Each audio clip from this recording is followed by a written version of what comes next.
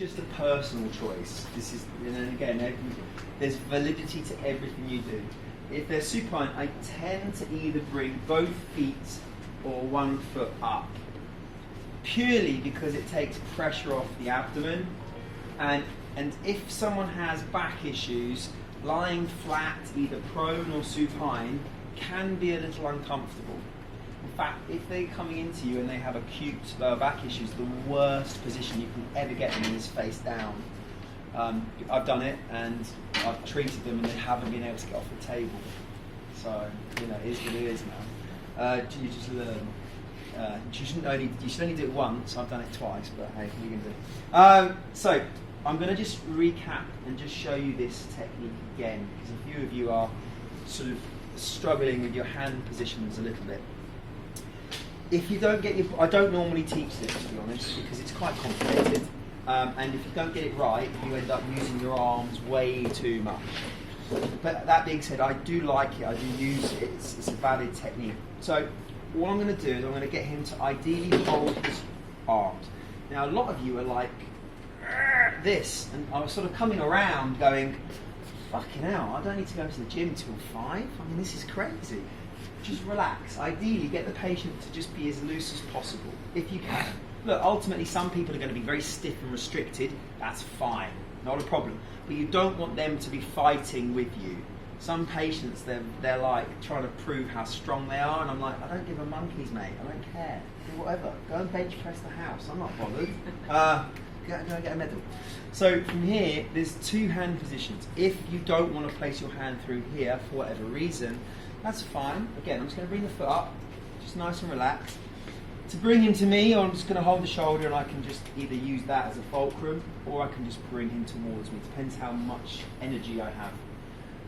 Bring him to me and my hand is going to sit flat on the scapula. Flat. My forearm is just going to lock underneath. That's all it is, just going to lock underneath. I'm going to contact the anterior portion of the shoulder girdle, and then in this position, I'm on my tiptoe, I'm facing you, my leg is contacting. So I have contact here, and I'm here, like a freaking ballerina. Yeah? Yeah, from this position, I'm looking at you, my back is protected, and all I have to do now is I sort of lean down, I lean forward, and then I just step up. I step up. The movement is this, rather than, you see the difference between the two? One becomes easy and actually quite reinforced, quite effective. The other becomes hard for you, and you need to protect yourself.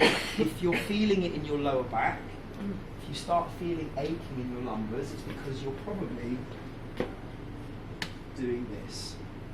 Yeah? So you're either too square on the table.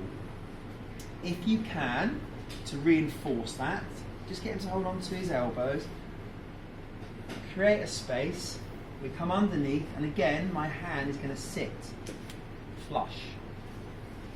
Back in the position, facing you, yeah? Tiptoe. I'm just dropping my body down so I can step up, yeah? Contact. And from here, as I bring it down, I just start to step up. And we can just reinforce that movement, okay? So we have scapulothoracic glide. In this position as well, I can stabilise the GH and just hold on to my back. There you go, perfect, all right? Lock it in. What have we got? Traction. This is traction, yeah? If he can't lie side-lying for whatever reason, or if he's got frozen shoulder or whatever, I can traction, yeah? We can start adding the NET and start to move him through various angles. All right, we start to. All right, that's pretty much where we are. Okay, so do me a favour, mate. I want you to do a lateral raise. Yeah, just go. Less 10%. Good. And just relax. And now I want you to push down. And just relax. Push down. Good. Just push it. That's it. Just relax.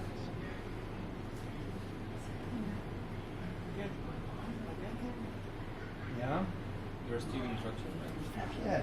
What I'm doing is I'm just leaning back. Yeah. Non-traction, traction. I can now just start to, because look, I'm stabilising the elbow. Yeah. And all I'm doing is I'm keeping my spine nice and neutral, securing. I can change my hand position depending on what I want to do. How do you grab him? By the hand or by the arm? It's from the hand, from the arm. He can hold my back if he wants to. If he doesn't want to hold my back because I'm sweaty, that's fine, just relax. Not a problem. Stick it in my belt. No, don't do that. Don't do that. Just in my back pocket. Yeah? So we start to traction back, and now I can. That's how you get struck off. Yeah, I will have to. Yeah. Into this position. Okay, so we've got traction, we've got sort of lateral raise, we've got mobilisation, and then from here, what we can do is do a gliding movement. Because bear in mind, yesterday,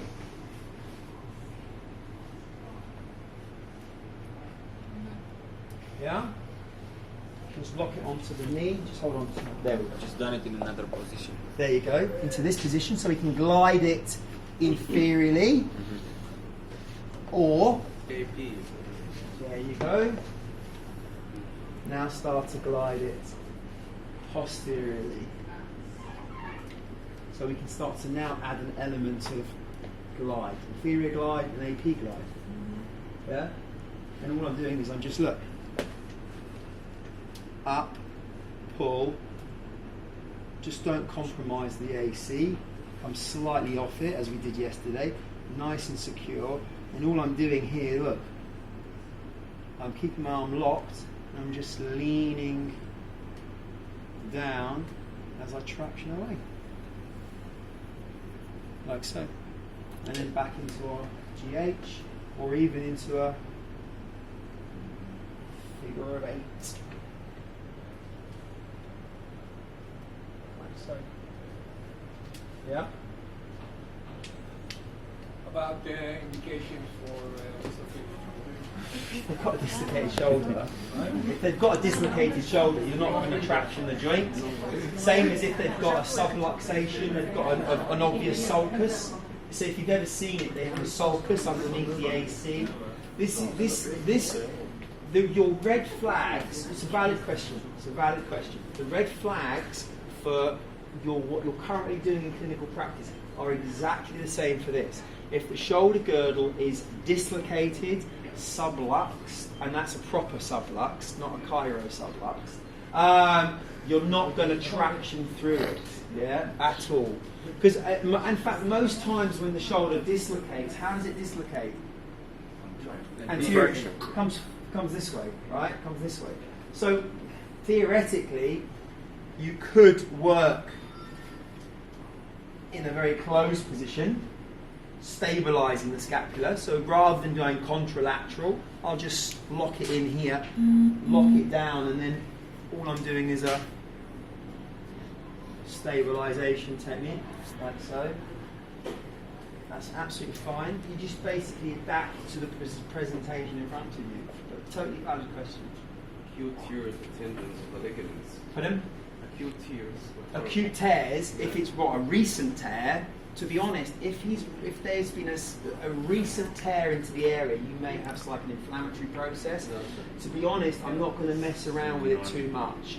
That doesn't mean I can't work on it. So, for example, if the GH is quite inflamed or quite sore, then I might want to think about working on the ribs. I might want to work around it slightly, think about the cervical spine or the CT.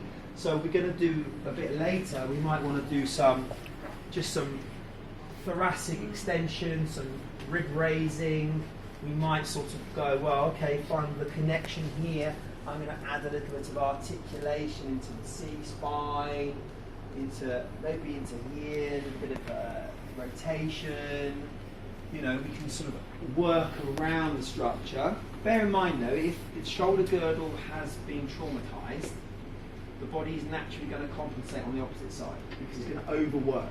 So what happens is we end up having a person coming in with like an acute ankle problem, and we go, oh, I'm going to work on the ankle, and you get your magic tape out or your fucking whatever it is you're going to do, and you forget that 10,000 times a day he's now overloading the opposite side because, you know, walking is basically a single-legged movement.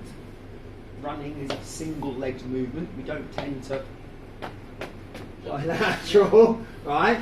And if this is dysfunctional, I'm just going to guard, and I'm guarding here. I'm going to then put shitloads of force through here. So that doesn't mean I can't treat the person. I would probably leave this alone, right? But doesn't mean I can't work on the knee. I can't work on the hip. Working on the hip for lymphatics, circulatory elements, keeping the joint moving, and definitely working on the other side to ensure that we don't allow dysfunction to set in, or this antalgic gait type things, because that can happen loads. People will come in with an ankle issue, and then like 3 weeks later, their right side or the opposite side of their hip and lumbers. I don't know why my back's killing me, and I'm like, I don't have to be Sherlock Holmes to work this one out. And then that's a problem, and then they don't deal with that, and then it drops over onto the opposite, and then you end up chase injury, like fucking this, and it's like, all right, calm down, you know. So there are always ways around doing something. I would always say, regardless, if the person's coming in with acute pain, there's always something you can do. And even if that means talking to the person and explaining to them that you're going to be okay and this is the condition and this is what's happening, normalising, stopping them from catastrophically overthinking, that can actually be more beneficial than, you know, or I'd maybe just stick some needles in it and go have a cup of tea. There you go, see you later. There's always a variety of things. Have a little play around with that, because it's actually really, people are like, oh, actually, you know, don't realise that you can use your own body weight, and you can actually start to add an element of MET, mobilisation, active resisted, all of this sort of stuff into the area, into your figure of eights. It's a ball and socket joint. So much you can do with it. Loads you can do with it. Cool? Yeah.